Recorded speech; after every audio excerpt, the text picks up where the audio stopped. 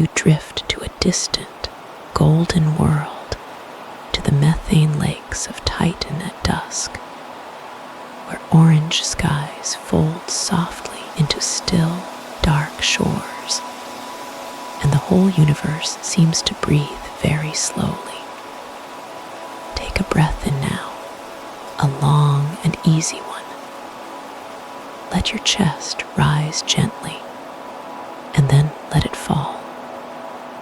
Your body is already beginning to soften into wherever you are lying. Your shoulders settle a little lower. Your hands grow warm and loose. The sounds of your ordinary world are fading back, becoming distant and unimportant. And there is only this quiet voice, and the journey beginning to form around you. Close your eyes if they are not already closed. Let the darkness behind your eyelids deepen, and very slowly, without any effort at all, let the world of Titan begin to arrive. You are high above it first, very high. There is no sensation of falling, only the gentlest, most gradual descent, as though you are a seed drifting down from an enormous height on a windless afternoon. Below you and all around you, the air is amber. Not the bright, sharp amber of fire, but the soft amber of late honey, of old lamplight, of autumn afternoons when the sun is already low, and everything it touches looks warm and slightly drowsy. This is Titan's atmosphere, thick and golden, and it wraps around you like a blanket. The haze is not sharp. It has no edges you can point to. It is simply the color of the air itself, and as you descend, it deepens very gradually, the way the color of the sea deepens as you look from the shore out toward the horizon. You are moving through layers of it, each one barely different from the last, each one slightly warmer in tone, slightly closer to the ground you cannot yet see. You feel no cold, you feel no wind. There is only the slow, gentle downward drift, and the amber all around you, and the quietness, which is enormous and complete. Somewhere far below, Titan's surface is waiting. You do not need to hurry toward it. You are in no rush at all.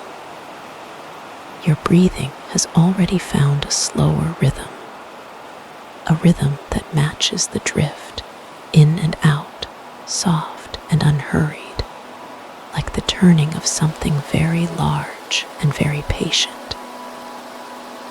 Your thoughts, if any remain, are soft at the edges and loosely held. They pass through you the way clouds pass through the sky, without catching on anything, without asking to be followed. The amber begins to thin at its edges, and through it, something starts to resolve itself below you, not sharply, but gradually, the way a shape in fog becomes visible only when you are almost upon it. What you see is a shore, a long, still, dark shore at the edge of something that stretches far away into the haze. The lake itself is vast and calm, its surface so smooth that for a moment it is difficult to tell where the shore ends and the liquid begins. The lake does not reflect light the way water does at home. It absorbs it gently, holding the amber of the sky in its depths rather than throwing it back, so that the surface is a deep, quiet orange brown, like tea that is steeped for a long time, like old wood in soft light. The shore is the color of ash and rust, pale and fine-grained, and it curves away in both directions with a gentle, unhurried sweep. There are no waves. The liquid reaches the shore and rests against it in perfect stillness, as though it arrived long ago and has simply been there ever since. You are close now, closer, and the descent is still so gentle you almost do not notice it happening. The amber haze is thinner here, near the ground, and you can see the shore in more detail now. The way the fine, dark grains of it catch the last of the dusk light. The way the edge of the lake laps the shore so quietly that the word lap is almost too energetic. It barely touches. It rests. Your feet find the ground with no shock at all, no thud, no interruption. One moment you were drifting, and then you are simply here, standing on the shore of Titan's great methane lake at dusk, the amber sky enormous and low above you, the lake spreading away in silence. The air here is still. Whatever wind may stir elsewhere on this moon, it is not here, not now. The surface of the lake is a mirror of perfect calm, and in it you can see a reflection of the sky, softer and darker than the sky itself, as though the lake holds a quieter version of everything above it. You walk a few slow steps along the shore, not going anywhere in particular, not needing to. The ground is soft and firm at once, the way very packed sand feels, and your footsteps are nearly soundless. The lake is to your right, enormous and patient and still. The haze is in every direction, a warm and gentle veil that makes the distance disappear before it becomes infinite, that makes the world feel close and held rather than vast and exposing. There is no horizon here. There is only the place where the lake's darkness and the sky's amber slowly become each other, a blending so gradual that you cannot say where one ends. You stand and look out over it, and the looking is effortless, and there is nothing in what you see that asks anything of you. Your body is very heavy now, comfortably, warmly heavy, the way a body gets when it has been carried somewhere safe and allowed to set down its weight entirely. Your eyes, even here in the imagination of this place, have a slow and drowsy quality. The amber light is kind to them. Everything is soft. Everything is still. And Titan's great lake rests before you in the deepening dusk, holding all its quiet beauty without any need for you to respond to it. You are here. You are at rest. The shore is beneath you, gentle and steady, and the lake is there, enormous and calm, and the amber sky is overhead, closing slowly toward evening, and you have nowhere else to be, nothing else to carry, nothing left to do tonight but breathe and soften and let Titan hold you in its long and tranquil dusk. You stand now at the very edge of the shore, and the ground beneath you holds the quiet weight of a world that has never known hurry. The pebbles under your feet are smooth, worn by ages of slow rain, cold and pale as ancient bone. They make no sound when you shift your weight. Everything here is gentle in its silence. Before you, the lake spreads outward in a breathless expanse. It is not water, and yet it rests with all the patience water never quite manages. Liquid methane carries its stillness differently, more completely, as though it were made of something poured from the very idea of calm. Its surface does not ripple. It does not breathe or shiver. It simply lies there, flat and vast and extraordinary, holding the sky above it like a gift. It has no intention of returning. The light at this hour is low and diffuse, filtering through layers of atmosphere that have thickened with the approach of dusk. It arrives from no single direction.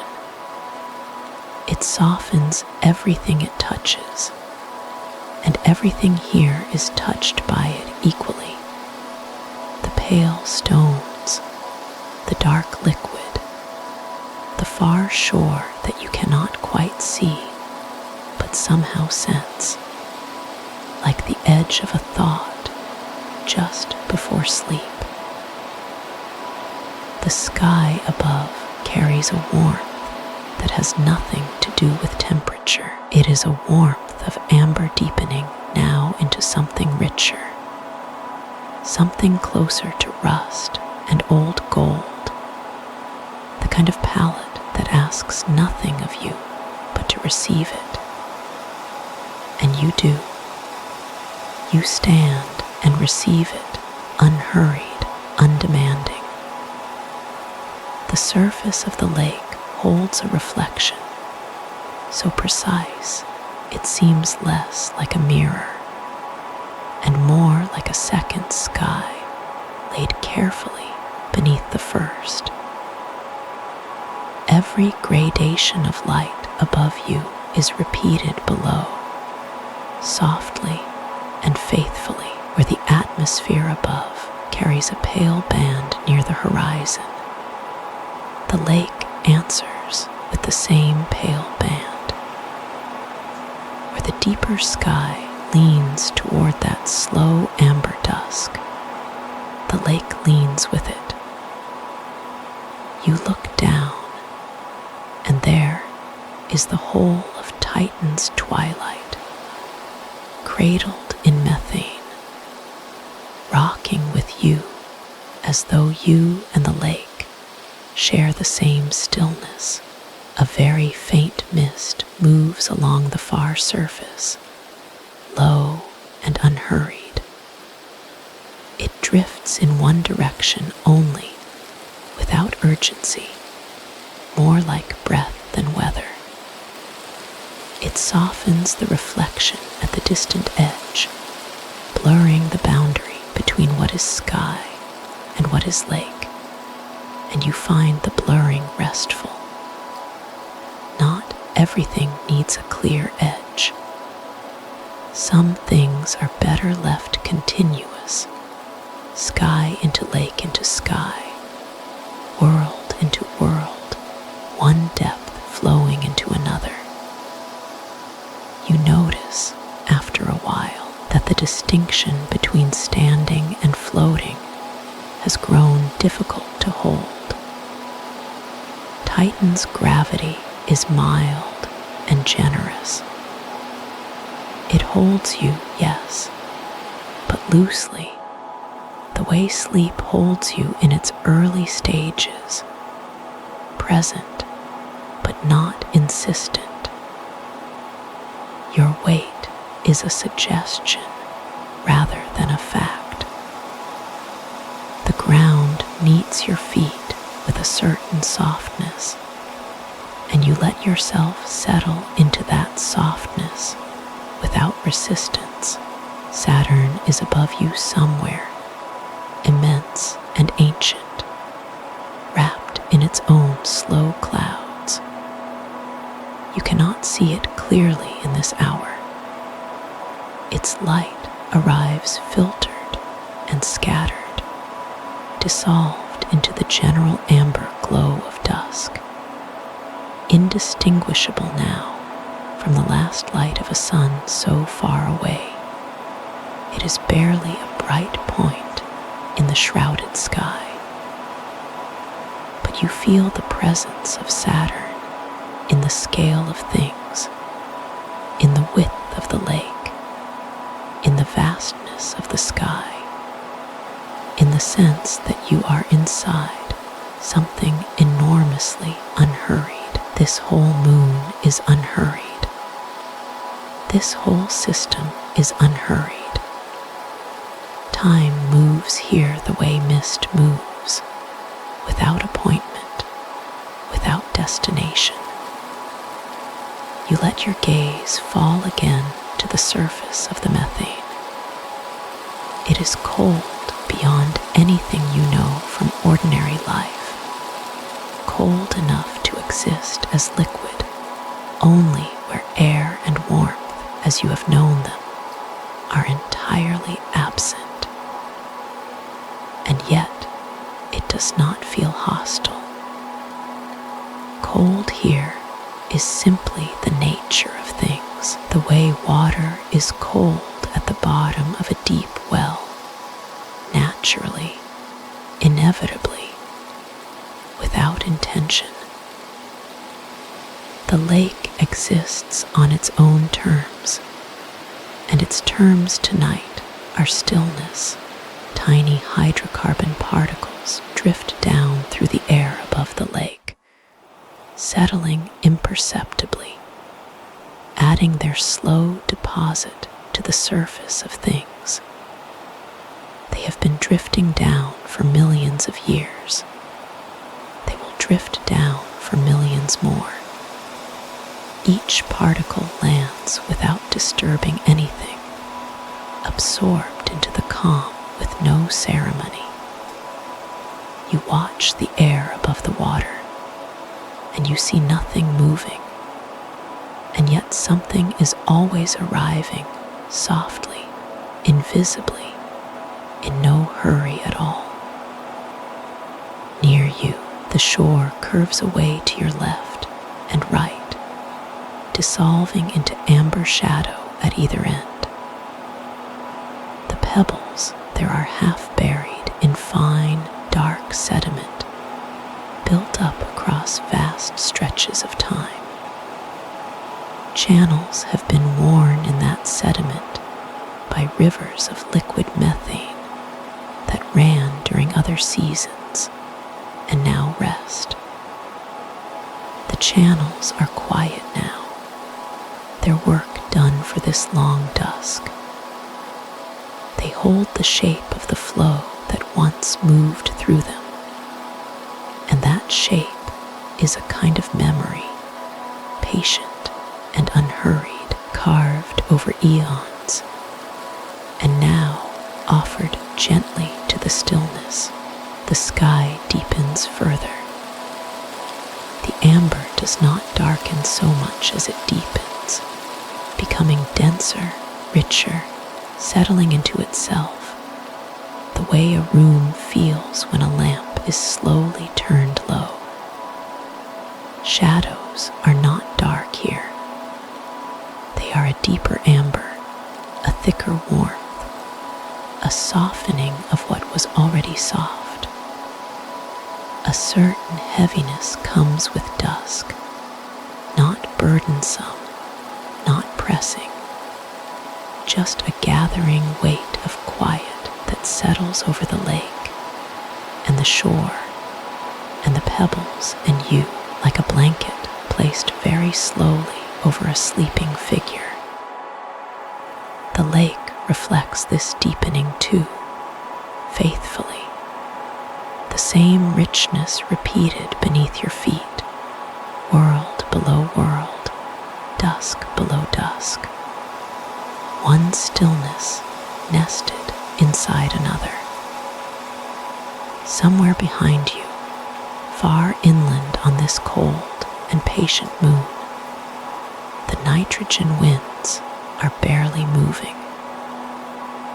Titan breathes slowly on its longest days, and tonight the breath is so shallow you would not know it was breathing at all. The air where you stand carries no movement. A single strand of something lighter than thought drifts past your face and is gone. You are held within all of it. The stillness here is not absence. It is a presence, substantial and complete, filling every space where noise and motion might otherwise live. It has been here long before you arrived, and it will remain here long after this moment dissolves into sleep. You rest inside it, and it rests around you, and the surface of the methane holds the last of the amber light, steady and perfect and absolutely still. The far shore is little more than a dark seam drawn across the world, a low ridge of ice-dusted stone that holds the sky and the land apart with the quietest authority. You rest your gaze along that line. It does not move. It simply waits, patient as all ancient things are patient, and something in you recognizes that stillness and settles into it. Then, slowly, so slowly that you cannot name the moment it begins, a light arrives behind that ridge. It does not announce itself. It does not flood or flare. It seeps upward in the gentlest possible way, like warmth moving through a heavy blanket, and its hue is something between old cream and the palest amber, soft and rounded at every edge. This is Saturn lifting itself just above the horizon's dark hem. You watch it rise without hurry. The planet clears the ridge by the smallest degrees, and each degree is unhurried, each one a slow exhale the whole sky seems to take. Saturn carries its rings with it, those flat, wide arcs that tilt at the gentlest angle toward you, and they catch the distant sun's last light and scatter it in soft bands, one shading into the next so gradually you could never find the boundary between them. The innermost band is a warm ivory. The one just beyond it carries the faintest blush of rose. Further out, the light cools to something very close to silver, the outermost edge, the rings simply fade, trailing away into the deep blue-black of open space. All of this reflects now in the methane that surrounds you. Not sharply, not as a mirror would reflect, but softly, as still water holds a candle's glow inside itself. The image of Saturn swims gently in the dark liquid, slightly warmer in tone than the planet overhead, as though that borrowed light has been received and made quieter by the depths below. You feel held between two Saturns, the true one above and this luminous impression beneath you. And the feeling is unhurried and enormous and very, very calm. The atmosphere here does something particular to Saturn's glow. Titan's sky is thick with haze, a layered, ancient haze built up over billions of years, and each layer bends the incoming light just slightly before passing it on. The result is that Saturn does not appear hard-edged or crisp. Its disk is softened, haloed with a faint penumbra that bleeds outward in all directions, a ring of light around the planet's ring. The glow is rounded. It seems to breathe. You watch its edges, and they never quite hold still, not because they are moving, but because the atmosphere between you and Saturn is always gently working. The dusk around you is deepening now, though it does so without drama. The amber that filled the sky earlier has grown heavier, richer, pulling toward shades of burnt sienna and old copper along the horizon, and then softening overhead into something closer to plum, a dark, gentle violet that does not feel threatening, but simply feels like the world drawing a long, easy breath and letting it go. Stars are beginning to appear, though they arrive so quietly, you notice them only one at a time, each one already there when you find it, as though it had always been present and simply waited for the light to thin enough to show itself. Beneath your feet, the methane shore is cool and smooth, the kind of smooth that comes from countless slow cycles of flooding and retreat, from liquid arriving and receding over ages so long the stone beneath has forgotten any other texture. The ground here does not crumble. It does not shift. It holds you with the same easy steadiness it has offered to everything that has ever rested on it. A very faint current moves somewhere deep in the methane beside you. You cannot see it from above, but you can sense it is there, as a strand of Saturn's pale reflection drifts by the smallest fraction and then settles again. Methane carries things slowly here. Nothing is forced. The currents are patient, shaped by gravity so light it seems almost like a suggestion, and they complete their circuits in their own quiet time.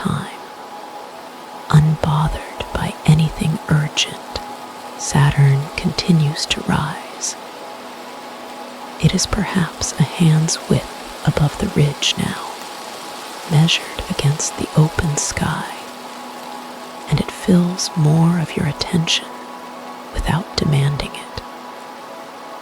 You find your gaze resting there naturally, not because you chose to look, but because the soft light is simply the easiest thing to settle on. It has the quality of something that has already done all its traveling and arrived at rest. The planet has been in this sky, above this moon, for longer than memory has any language to hold, and it will remain here long after this particular dusk has folded itself into night, and after night has folded itself back into another long, unhurried dawn. Somewhere behind you, far back in the direction you came from, a gentle sound moves across the flat. It is not a wind exactly, more the idea of wind. A long, low breath the atmosphere draws across the open methane, and it carries with it the faintest scent, if cold and ancient carbon can be said to carry a scent, something mineral and clean, something that has never been touched by anything hurried or warm.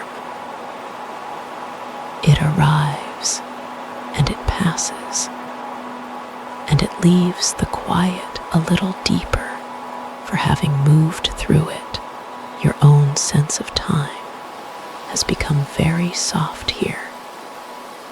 You cannot feel minutes.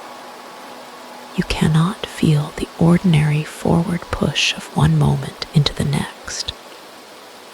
What remains is the slow ascent of Saturn, and the deepening of the sky, and the still, dark methane holding its borrowed light.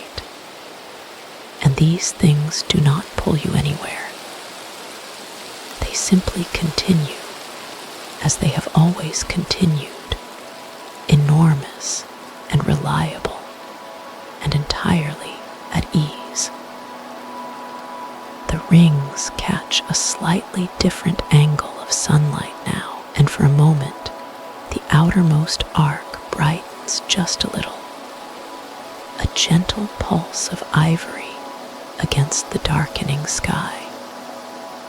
Then it settles back. Everything settles back. The world here is always returning to its own equilibrium, always finding its way to the calmest version of itself. And being here, watching that happen, you find that you are doing the same. Saturn holds you in its soft glow. The methane holds Saturn's reflection. The night holds everything. The mist begins at the water's edge. It rises so gradually that you barely notice the moment it starts. A thin veil of hydrocarbon vapor lifting from where the methane meets the cold, dark sand. It drifts, unhurried, carrying the faintest warmth of Titan's deep interior with it. You watch it move, and it moves the way a thought moves just before sleep, gently and without direction. The dunes here are enormous.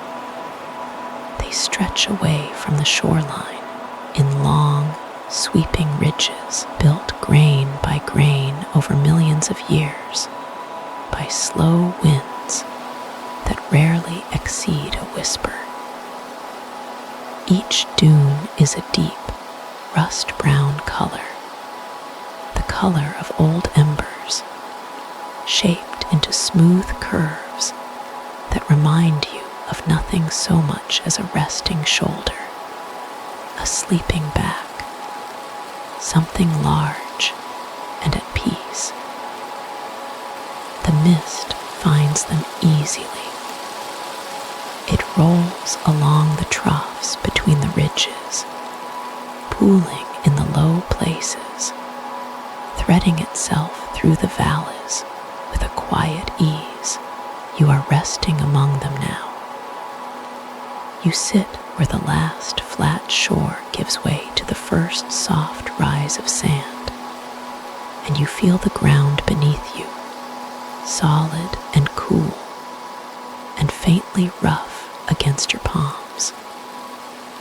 The wind here is so light it barely registers, just a slow, shifting pressure against one cheek, then gone, then back again. The mist passes over and around you, and it carries a smell that has no earthly name, something clean and cold and faintly sweet, like the memory of frost on a winter morning, only quieter, only further away. Ahead of you, the dunes roll outward into the dusk. The last pale wash of Titan's twilight settles across their crests, painting each ridge in a color somewhere between copper and cream. The shadows in the troughs are a soft, dense blue, not dark exactly, but full, the way a room feels when the lamp has just been turned low. The mist moves through those shadows and catches no light at all, becoming simply a movement, a slow breath flowing through the blue-dark spaces between hills. You let your gaze follow it. One long tendril of vapor curls up over a dune's rounded crest and disappears down the far side. Another spreads wide across a flat stretch of sand and thins until you can no longer tell where the mist ends and the dim air begins. Everything here softens gradually. Nothing stops abruptly. Titan gives no sharp edges to the eye. Far above, you can still feel the dim warmth of Saturn's presence, though you cannot see it directly from where you sit. Only its light reaching around the curve of the world and touching the upper haze with gold. That gold filters down through layer after layer of atmosphere until, by the time it reaches the dunes, it has become something much softer, a thin amber tint that lies across the sand like a second, thinner blanket. The mist catches it faintly and glows for just a moment before rolling on. The hydrocarbon grains beneath your hands are finer than you expected. They shift easily like powder, like something that was once a liquid and chose, over long cold ages, to become solid instead. Each grain is a molecule of organic matter that has fallen slowly through the atmosphere over thousands of years, drifting down from chemical reactions high above, settling here to form these vast and gentle hills. You hold a pinch of it loosely. It escapes through your fingers without hurry. The wind takes it, and it becomes part of the mist again, part of the slow and endless circulation of Titan's quiet chemistry. A little way off, you can hear the methane lapping at the sand behind you. A small sound, a patient sound, like a pulse.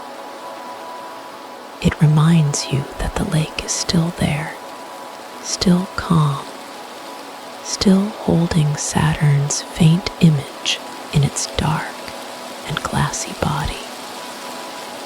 But your eyes stay forward, watching the mist travel the dunes. There is something meditative about following it, about letting your attention move with it across the ridges and down into the valleys, tracing a path that was never planned and never repeated.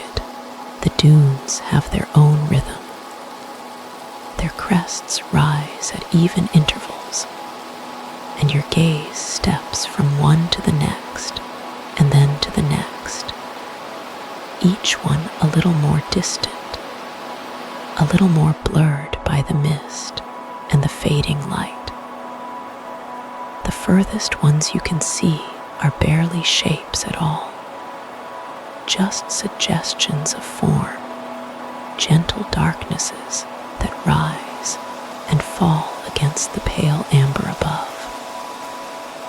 And beyond those, other dunes you cannot see, but can imagine, stretching outward for hundreds of kilometers. This whole wide world so quiet and so old and so unhurried.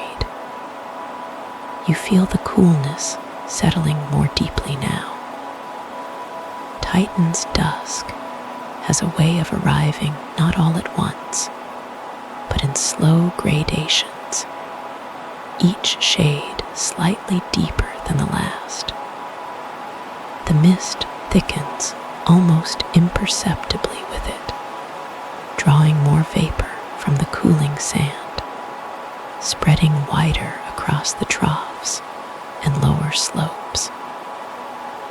The blue in the shadows deepens.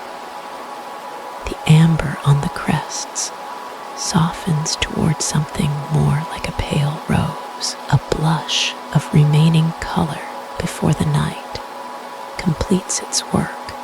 Your eyelids feel heavier than the mist, heavier than the warm organic sand, heavier than the unhurried air. You lean back gently, just a little, feeling the curved slope of a small dune behind you. Accept your weight without complaint. The sand is cool and fine, and it shapes itself around you, and you feel held very quietly by something enormous and patient and old.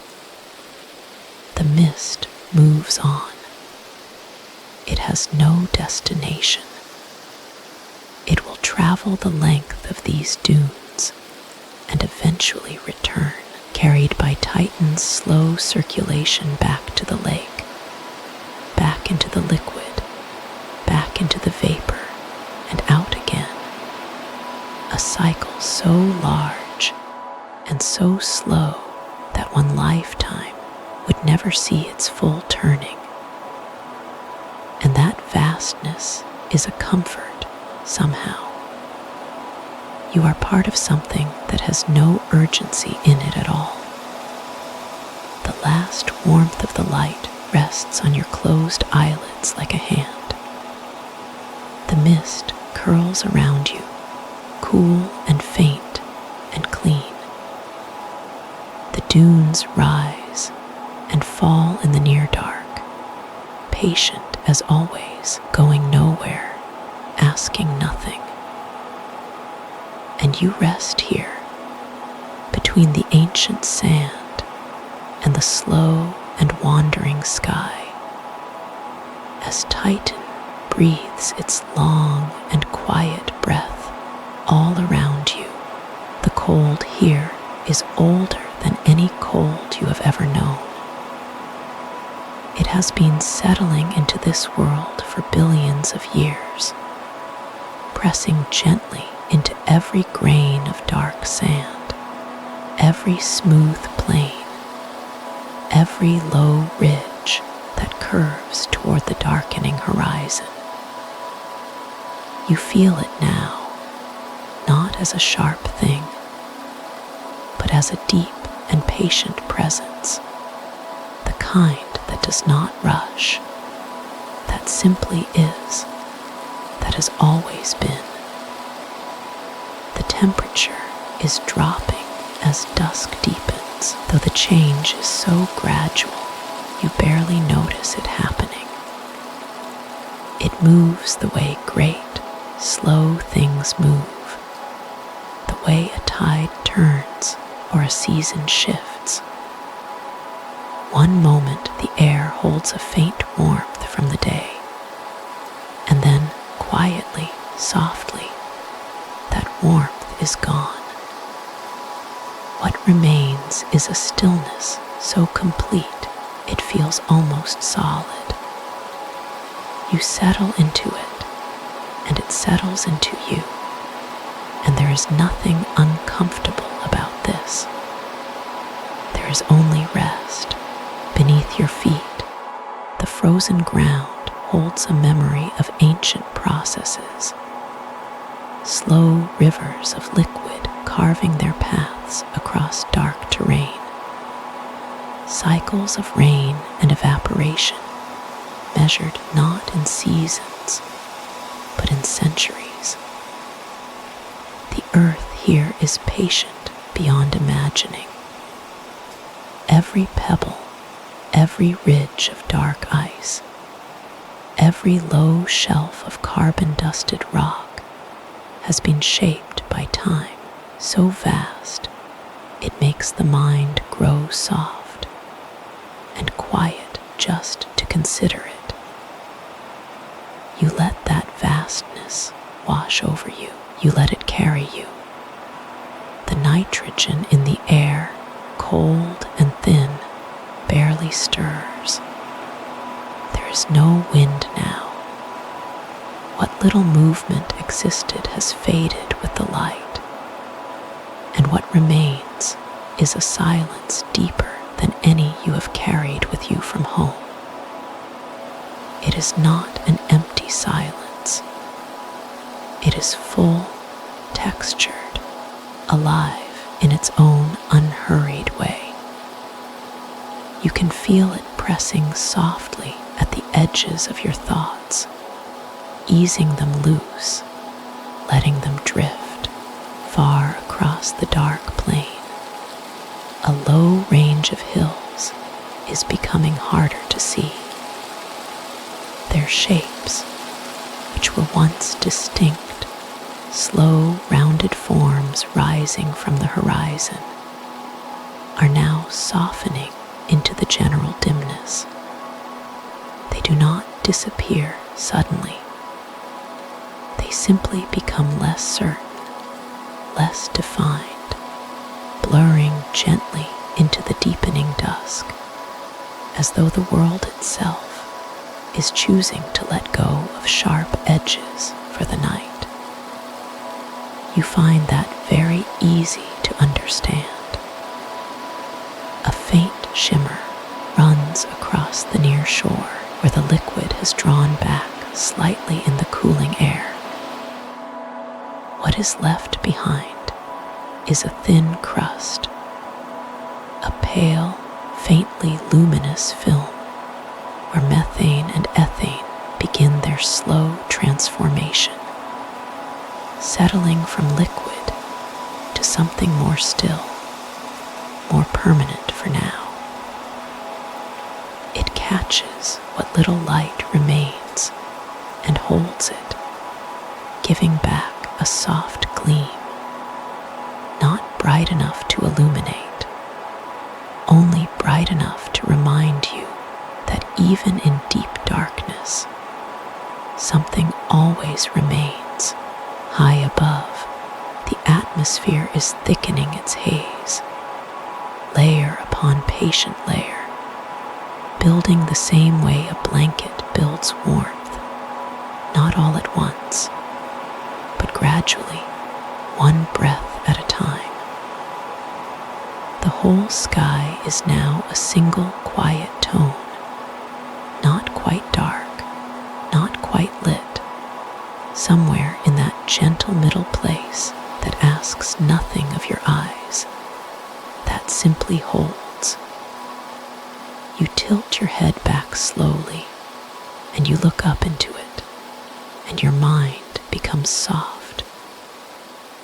You notice the cold in your fingertips first, then along your shoulders, a gentle reminder that this world does not warm itself through friction or fire the way others do. Its warmth is stored not in the air, but in patience. The ground beneath you has absorbed what it can from a sun it barely sees, a sun so far away it appears only as a faintly brighter point among many, a star among stars, barely distinguishable to the unaccustomed eye. And yet, this world persists. It turns, it keeps its slow and ancient cycles without complaint. There is something in that which asks you to do the same, to turn slowly, to keep your own quiet cycles, to trust that rest will come as it always does, without effort, without forcing, across the plain. A low hydrocarbon formation rises from the ground, worn smooth by ages of slow chemical rain. Its surfaces polished to a dull sheen by processes you will never fully witness. It stands without drama, without aspiration, simply present, simply here, having arrived at this shape across enormous stretches of time. You look at it for a long moment. It gives you nothing except its presence, and somehow that is enough. That is, in fact, more than enough. The darkness is very full now. It does not press or crowd. It simply deepens gradually, the way sleep deepens when you stop trying to find it, and simply let your body remember what it already knows. Your breath moves slowly. Your thoughts are becoming less like sentences and more like impressions, less like words and more like the feeling of warmth, the feeling of stillness, the feeling of being held somewhere enormous and quiet, the chemical snow that sometimes falls on this world. Those fine hydrocarbon flakes drifting down from the highest reaches of the haze may begin tonight, or it may not. Either way, the possibility of it hangs in the cold air like a small, gentle promise. You imagine what it would look like, settling without sound onto dark ground, accumulating so slowly that no single flake seems to make a difference. And yet, over time, over this world's long and patient time, whole dunes are built, whole plains are remade. Small things, repeated with patience, become something immense. The cold has settled fully now. It is everywhere, even undifferentiated, a blanket that asks only that you remain still inside it. Your thoughts are slower than they were. The ancient world around you is doing what it has always done, holding its silence, turning its face toward a distant sun, processing its chemistry with no urgency whatsoever. You are resting inside all of that. You are resting inside something that does not hurry, something that has never hurried, something that understands in its deep geological way that all things arrive when they are ready, and you are ready now. You have been for some time. You are part of this quiet, this cold, this patient and enormous calm. And everything you were carrying has grown lighter with each soft sentence, each slow breath of nitrogen air. The world turns beneath you, ancient and unhurried, and you turn with it. And darkness gathers you in, gently, completely, the way this world has gathered its ice and its silence and its slow methane rain, one quiet moment at a time. You begin to rise very slowly, so gently that you barely notice at first. The lake beneath you grows still and wide, its dark liquid catching the last faint breath of orange light and holding it, keeping it close, like something precious that needs no words. You lift a little more. The shore below becomes a thin, pale line, a quiet boundary between the ancient lake and the darker dunes beyond. You feel nothing pulling you. You feel nothing rushing you. The ascent is slow and soft and entirely your own. Your body feels as though it has given up its weight. Each arm rests easy. Each shoulder has opened and let go. You notice your breath arriving and leaving without any effort from you at all, as if the world itself is breathing gently on your behalf. The cold does not sting here. It simply holds you steady and cool, the way deep water holds a stone that has finally stopped sinking. The orange fades. It fades in the way that evening fades at the end of a long and peaceful day, not all at once, but in small, quiet steps. A pale gold remains where the orange was, then a deeper bronze, then a bruised and tender violet, stretching wide and soft across what was the horizon. You watch it dissolve. You watch each shade give way to the next without any urgency, without any fuss. Below you, the methane lake has gone nearly black. Not a dark that frightens, but a dark that rests. A dark that has settled into itself. Small, slow ripples move across its face, each one carrying a thin thread of reflected light from somewhere you can no longer see. The ripples do not hurry. They spread and fade and are replaced by other ripples, just as slow, just as soft, in an endless and unhurried conversation that has been going on for a very long time. You rise a little higher. The dunes, those long, smooth ridges of dark hydrocarbon sand, look rounded and gentle from here, edges of something sleeping. You can see how they curve and settle into one another, how one ridge softens into the next without a hard edge anywhere. Everything below has grown soft and rounded and dark. Everything above is opening.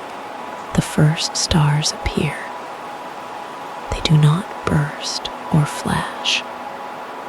They simply begin to be there, one at a time, arriving quietly, taking their places in the deep dark overhead with all the patience of things that have always known where they belong.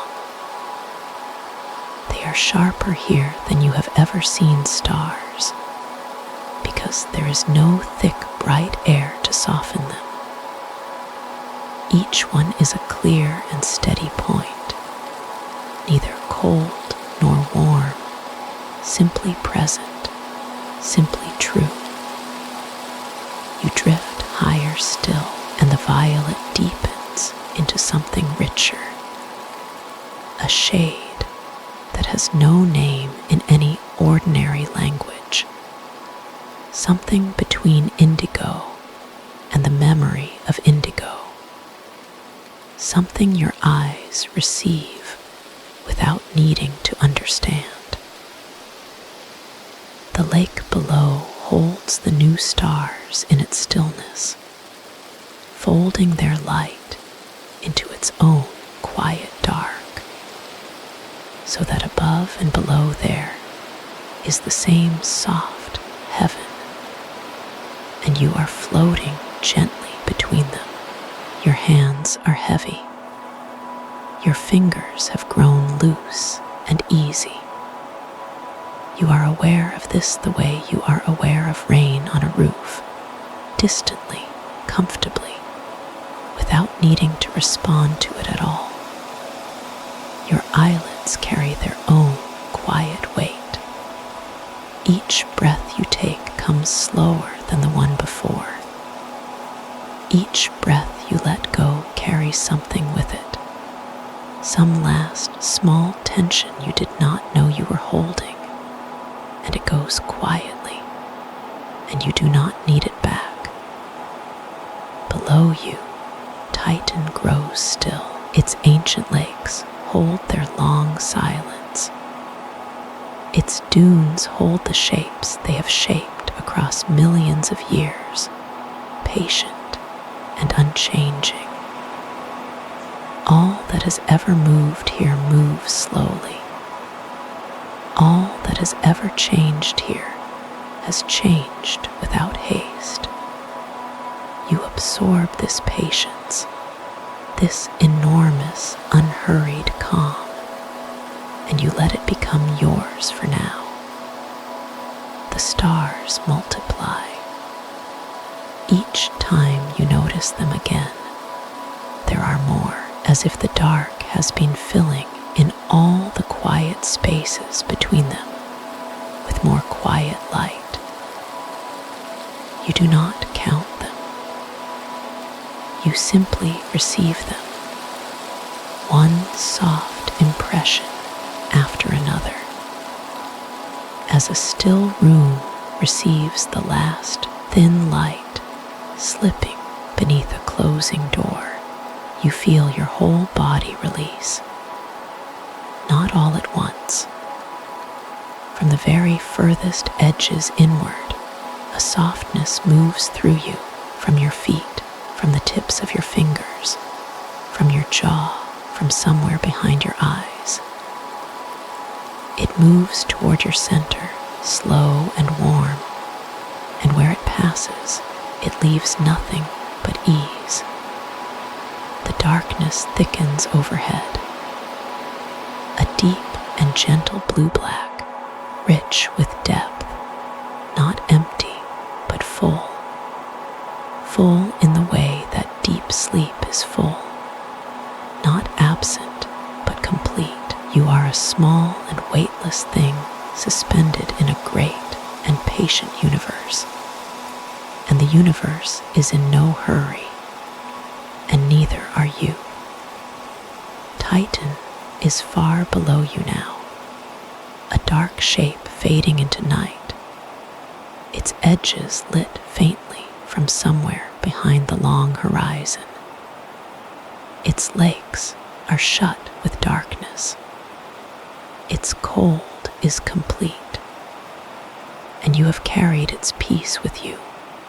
All this quiet, all this slow and ancient calm, and it has settled into you the way sediment settles in still water to the very bottom, layering itself softly, gently, without a sound. You float, you breathe, you let the dark hold you. Your thoughts, if they come at all, are slow things. They move like the last ripple on that dark shore, spreading out, growing thinner, fading before they reach any edge. You do not follow them. You simply watch them go. And then there is nothing to watch. And that is fine. And that is enough. The stars do not move. Your breath does not rush. The dark is soft and deep and wide. You are sinking into it as naturally as night sinks into morning, one layer at a time, without trying, without effort, without a sound. You rest, completely, fully, without remainder. Nothing calls for you. Nothing waits. The universe is old and patient and still, and you are part of its stillness now, and the stillness holds you and holds you and holds.